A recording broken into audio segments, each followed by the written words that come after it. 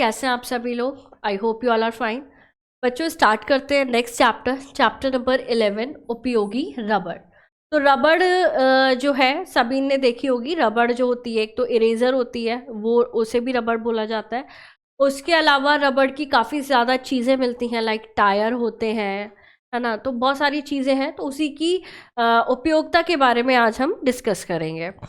बरसात के दिन थे, रवि के पिताजी उसके लिए रबड़ के जूते खरीदे।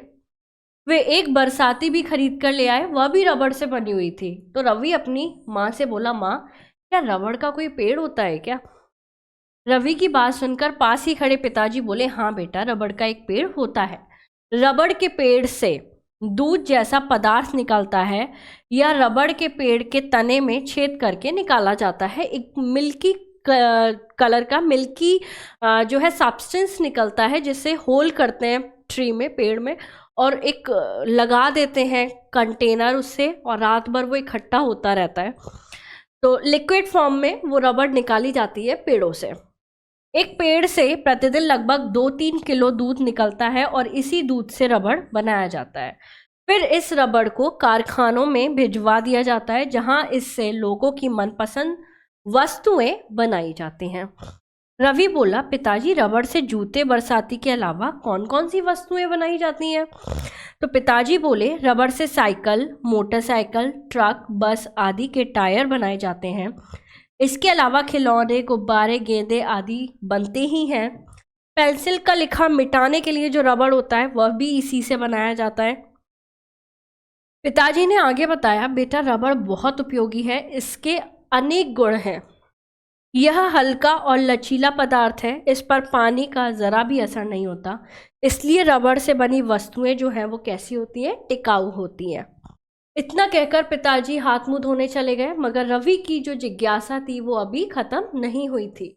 उसने अपनी माँ से पूछा, माँ हमारे घर में रबड़ से कौन कौन सी चीज़ें बनी हैं? इस पर नाश्ता बनाने की तैयारी कर रही माँ अपना काम करते हुए बताया, बेटे पहले तुम अपनी समझ से बताओ कि हमारे घर में रबड़ की बनी है कौन कौन सी चीज़ें हैं। फिर इसमें कुछ कमी होने पर मैं तुम्हें और ज़्यादा चीज़ों के नाम बताऊंगी। रवि ने कहा, मेरी साइकिल तथा पापा की मोटरसाइकिल के टायर, स्पंज गेंद, स्लीपर, गुब्बारे और वो सोचने लगा। तभी मम्मी ने कहा, और रसोई के प्रेशर कुकर की रबड़, कुक वेयर आदि के हैंडल, हमारे बरसाती जूते, चप्पल, तुम्हारे बहुत सारे खिलौने आदि।